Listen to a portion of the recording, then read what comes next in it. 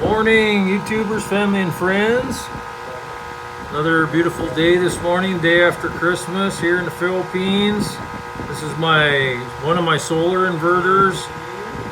We're very lucky this morning. We have nice sunshine, so we're making some real good wattage here. There's 7,000, 8,000, probably 8.5 to 9 kilowatts right now because the sun is hitting it real good, but it's still a mostly cloudy day, so it's on and off like that.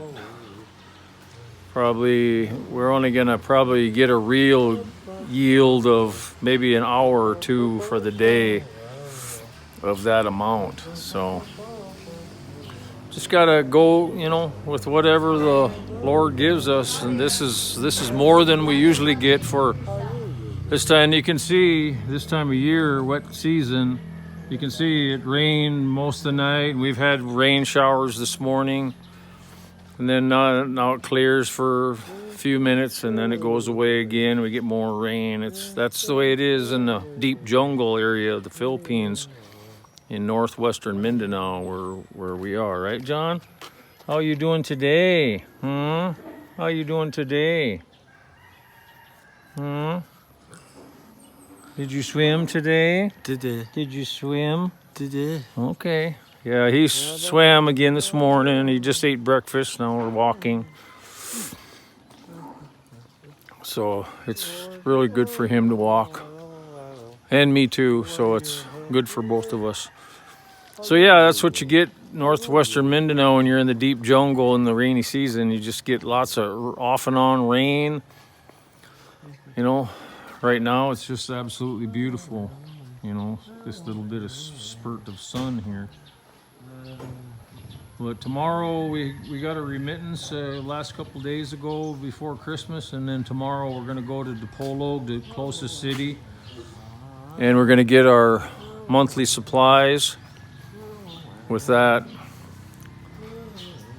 And usually most of us are on carnivore diet here. At least I should say the boys, John and I and Leonardo, are on the carnivore. So most of what we buy for supplies will be meat and eggs. We spend a little over 4,000 pesos on eggs every month. So that's 12 flats. There's 30 eggs in each flat. We get 12 of those.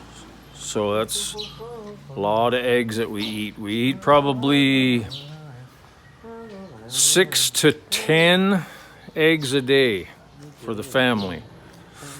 So we make sure we get lots of eggs. And then bacon is probably the biggest bunch of meat we'll eat. Bacon and chicken. Between those two, we're on a tight budget right now, so I buy the lower meats, and forever I thought, how bad processed meats and hot dogs and that kind of stuff was, but come to find out through a lot of research, that kind of stuff is a whole lot better than these plant-based grains that you're eating, like corn. Corn is like the most non-nutritious bunch of it's like a filler. It's like eating wood. That's what corn is. Seriously, it's like eating wood. There's very, very low nutrition, and it tears up your gut. And it's all this plant-based processed foods. That's why America is becoming obese and unhealthy. From plant-based processed foods. And now a lot of these plant-based foods are not only just plant-based, they're modified, GMO, right? Genetically modified organisms. They're very, very not natural for the human to eat. So we're getting all kinds of ailments, humanity is, from all this genetically modified, plant-based, fast processed foods. It's just terrible. So if you even go down to the lowest quality meat, it's way better than that plant-based processed genetically modified food. Of course, your best meat is going to be a ruminant meat like goat, lamb, beef, where they have several chambers in the stomach to process out any kind of chemicals or bad things that they're getting from the environment when they're eating grass. And it's best to have grass-fed beef if you can afford it. That's the best way to go. It's hard for me in the Philippines to get that kind of stuff. There's one store I've found in Dipolog that sells USDA meat, but it's not, it's grain-fed. So I can't even get grass-fed, the highest quality meat here. I can, if the locals have animals that they're butchering, I can try to buy some of that stuff from them. And so once in a great while, I'll be able to do that. But even with them, the beef that I'm getting is from real low quality beef. What's the name of those? I can't think of the name right now, but it's Jersey cows. Yeah, Jersey cows. They're gangly, they're bony, they don't, it's a kind of a working type cow. And I know in the U.S. for years they had Jersey cows, and that's all they got here. There are some ranches now that have your Angus and your Holstein and your Wagyu or whatever that cow is that they grow in really marbled meat in Japan. I forget how to pronounce the name of it, but very expensive. But they do have those herds now building and growing in central Mindanao. I would just have to do research, and I've already located a couple of those ranches where I could go there and try to buy, but you got to have the money, right? You got to have a big chunk of money to do that. And then you got to make a road trip and everything else. So maybe in the future someday I'll be able to do that and then bring back, like a whole beef. I would love to buy a whole beef, and I would really love to buy a couple calves, one bull and like two or three heifers or female cows, right? And breed them just for my own use here. Maybe I'd even do a small butcher shop up by the store right here. But the only thing is, where I live, super poor communities, right? Mostly. So I would have to set up a shop in the city somewhere, or be able to supply a butcher shop already established there with prime cut meats. But the main purpose of that for me is to feed my family. See, it's starting to rain again already. It's off and on all day here today. But I had to start the generator. That's why I got the wings open to cool it off here the other day. In the evening, it was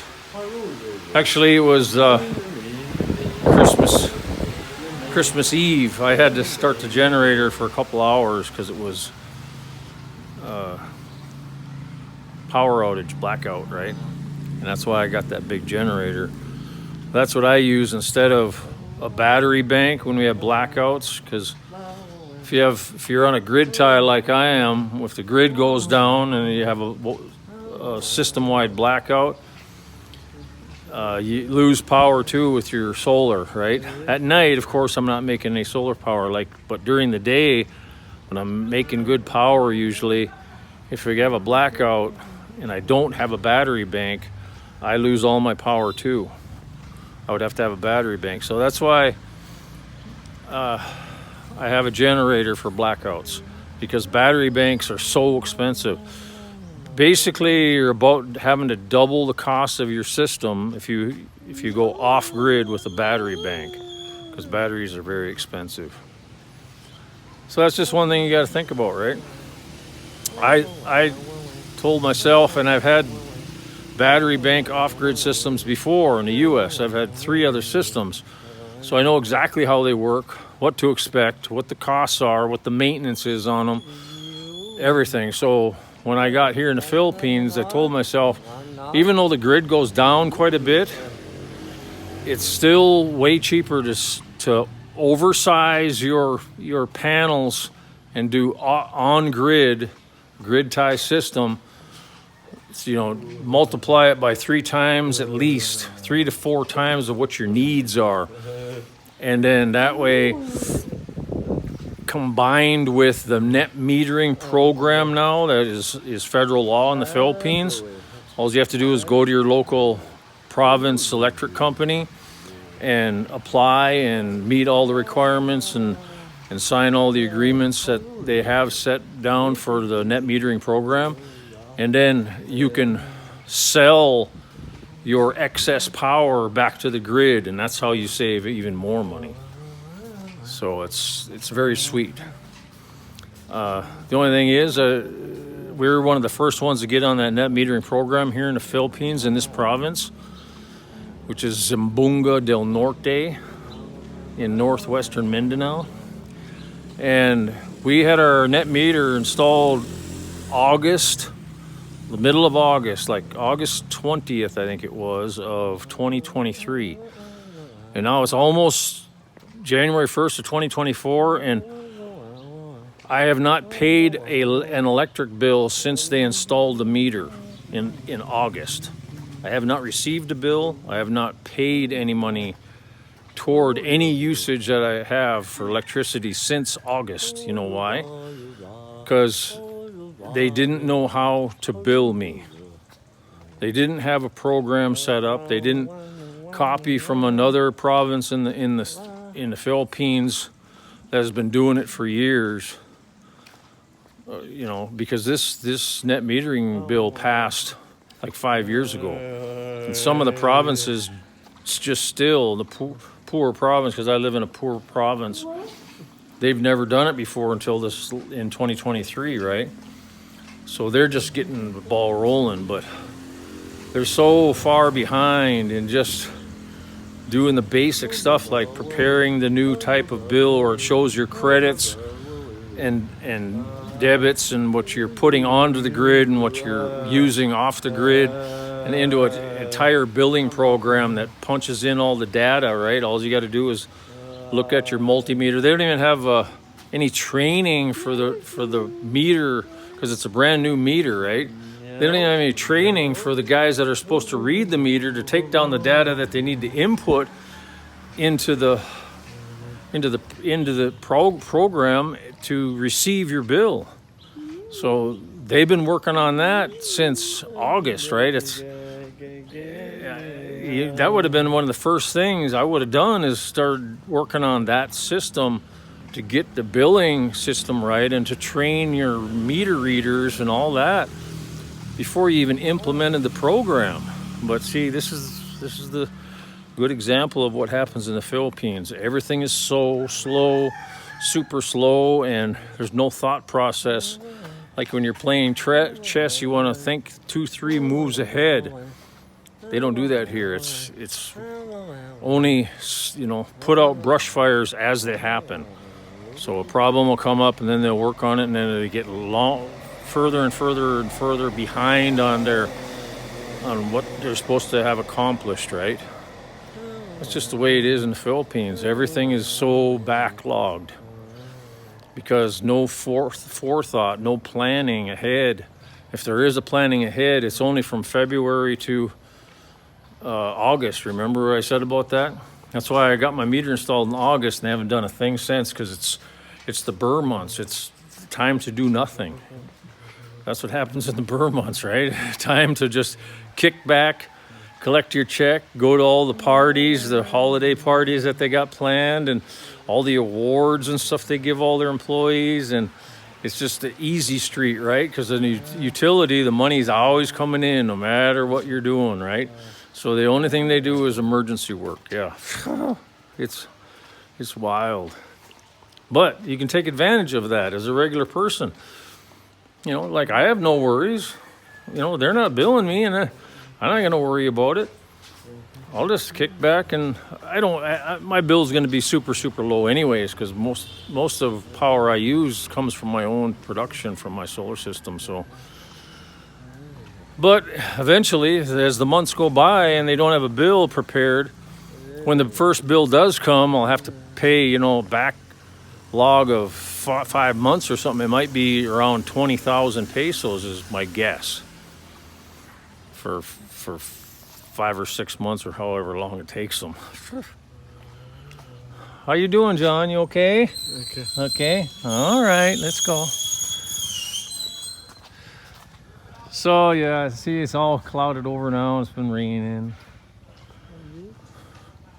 So y'all, I hope you had a great holiday season. And what's another little tip for the day? Well, the main thing is you can get away from all the stress and the hustle and bustle and stuff, because everything's on super slow-mo here and everything's on easy street. So as long as you have money, which make sure you have, you know, a minimum of 2 income streams, preferably 4. I had 4, but 2 dried up. I explained it in a different video. Because there's always something that comes up. Make sure you have, religiously, make sure you have 2 savings accounts when you come here that's never touched, unless you're got something going on where this is the 2 savings, right? Medical savings and emergency savings. So don't ever touch that money unless you have an emergency for your emergency savings, or if you have a medical or dental situation for your medical savings, and then try to replenish those savings the best you can. And you should have a minimum, I would say, 20,000 US in a medical savings and 10,000 US in an emergency savings. And that's just the minimums. If you have less than that, you could get yourself in a bind. So try to keep your savings up to that minimal level. Of course, the more the better, but that would be the absolute minimum. So keep that in mind if you're planning on coming to the Philippines. So that's probably the most important thing right there. Because if you run out of funds here, ooh, look at them eagles. That's pretty cool. They were fighting up in the sky. That was neat. So anyways, yeah. And then other than that, keep it low profile. You know, only time really I emerge, if we go to the beach, I'll emerge from my walled compound here. Or if we go to the store for supplies, or just only necessary things. Keep a low profile and always be kind and respectful to everyone, and you won't have a problem no matter what you're doing. Because everything here is all about don't make a problem for me. If you make a problem for me or if you stress me out, you know, that's what Filipinos are like. If they get stressed out or if there's a problem they have to deal with, they go run and hide. So if you as a foreigner are causing a problem to make them feel so uncomfortable and embarrassed or lose face or whatever you want to call it, if you're doing that, you're going to cause a trouble, because then they're going to probably try to get back at you if you're causing trouble to them right away. Even if they're doing something that you think is wrong to you because they're not serving you quick enough at a restaurant, let's say a waitress or something, or you get mad at an owner of a business because your order didn't come in on time, or I mean, there's a million reasons, right? Or if you're in a grocery store and there's rats, you see rats running around in the aisles. You know, if you are making a big stink of something and cause many, like my wife calls it, causing a scandal. So you're causing a public scandal, they're going to be acting like, most of the time, like, oh, you're just making a problem for me because you're getting mad at me of whatever your issue is. So that's your best bet, is to just ignore it. Honestly, I mean, I've been in the Philippines most of the time now for over 8 years. And that's what I've learned is that, you know what, if you see a problem it'd be really unacceptable in your values or your book or whatever you want to call it, and you're making a big stink about it, don't do it, because you're gonna screw yourself. Plus, there's, I keep telling my wife, stop believing in all these spells and stuff. Spell this, spell that, because that's the truth, though. That there are lots of witch doctors with all kinds of little potions, and there's witch doctors that do spells, conjure spells. That's all true. And that's the evil realm of the world, right? That kind of stuff is everywhere. But in the Philippines, because the population is poor, the poorer a population is, especially in the province where I live, more of that kind of stuff goes on, right? Because you can do it for free. Well, they sell their soul to Satan to be a witch or a warlock or something like that, or a witch doctor or something like that. But they claim that they're good. But all Satanists claim that they're good. So the best thing to do on that is, as you can see on my gate, I have crosses. Jesus Christ. This is the sign of Christianity, and the sign of Jesus Christ is our Savior, and He protects us, and that's a warding. And a warding is, it wards evil spirits away from your property. This is a barrier around my entire family, around my entire, people that come into my property.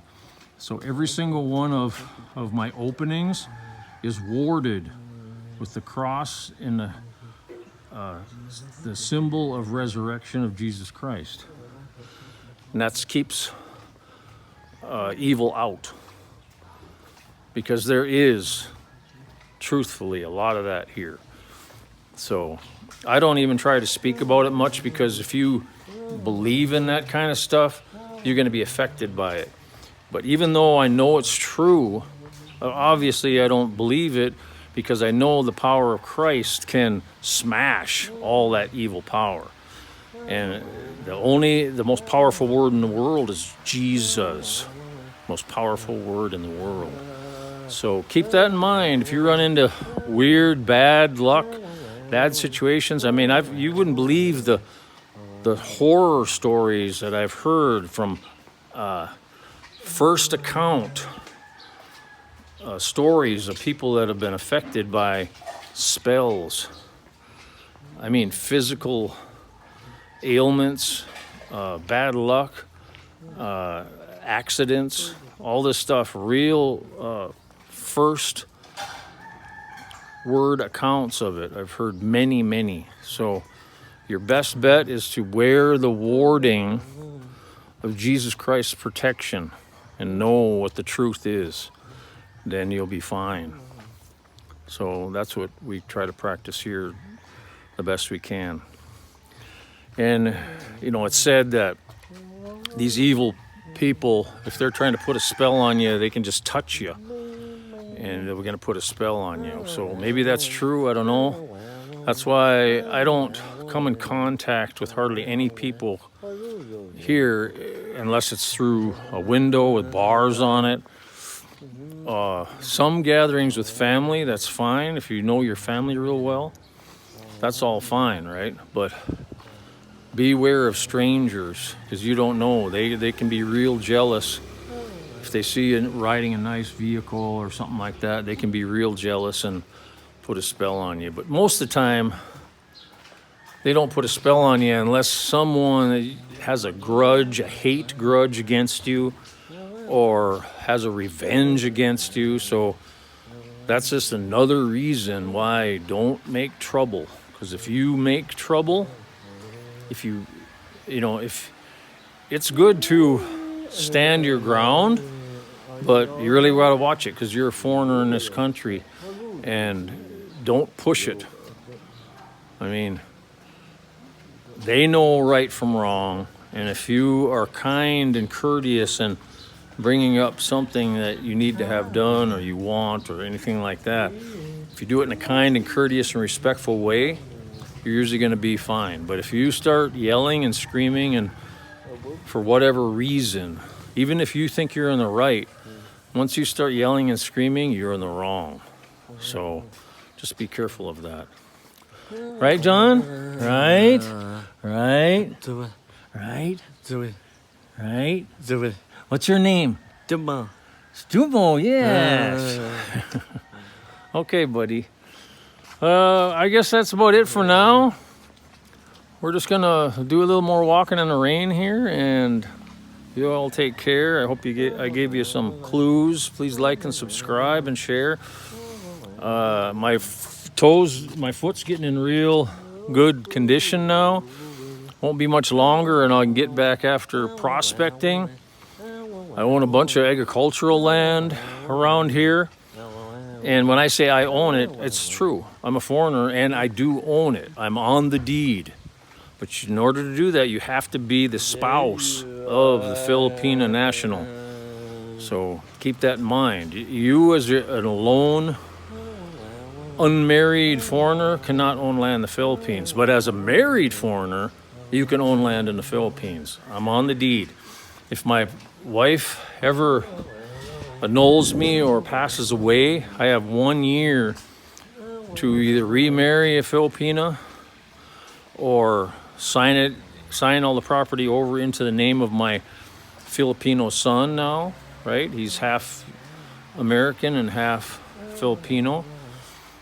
Or sign your property into any other Philippine national's name.